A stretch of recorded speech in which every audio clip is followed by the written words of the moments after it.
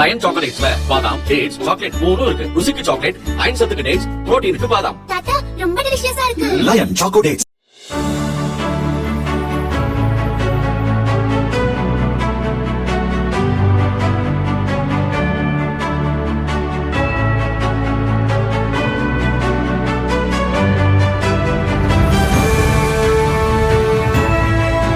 தாவிக அரசின் முதலீட்டாளர்கள் மாநாடு சென்னை கிண்டியில் நடைபெற்றது.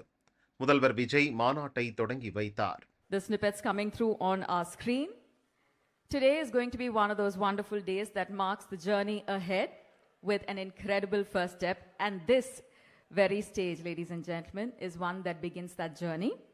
In just a few minutes, we're going to be joined by the Honorable Chief Minister and our esteemed dignitary. முதல்வர் முன்னிலையில் 97 நிறுவனங்களுடன் புரிந்துணர்வு ஒப்பந்தங்கள் கையெழுத்தாகின. இதன் மூலம் தமிழகத்திற்கு 67,452 கோடி ரூபாய் முதலீடு ஈர்க்கப்பட உள்ளது. கிட்டத்தட்ட 1,07,000 பேருக்கு வேலை வாய்ப்புகள் உருவாகும்.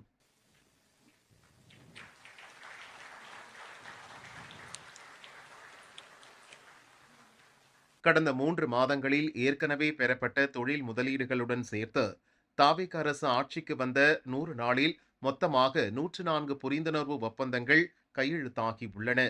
1,02,514 கோடி ரூபாய் முதலீடு ஈர்க்கப்பட்டுள்ளது. இதன் மூலம் கிட்டத்தட்ட 1.22 லட்சம் பேருக்கு வேலைவாய்ப்பு கிடைக்கும்.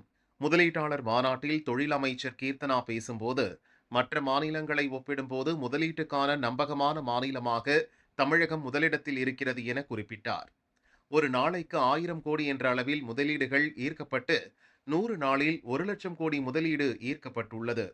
தமிழகம் மீது முதலீட்டாளர்கள் நம்பிக்கை வைத்துள்ளனர். நிறுவனங்கள் தொடங்க 21 நாளில் அனுமதி அளிக்க நடவடிக்கை எடுக்கப்படும். திறமையும் மனித வளமும் தமிழகத்தில் நிறைய இருக்கிறது. வேலைக்காக யாரும் சொந்த ஊருக்கு செல்லக்கூடாது என்பதே அரசின் நோக்கம். அடுத்த 10 ஆண்டுகளில், அதாவது 2036க்குள் $1.5 டிரில்லியன் பொருளாதாரம் என்ற இலக்கு நிர்ணயிக்கப்பட்டுள்ளது என அமைச்சர் கீர்த்தனா கூறினார்.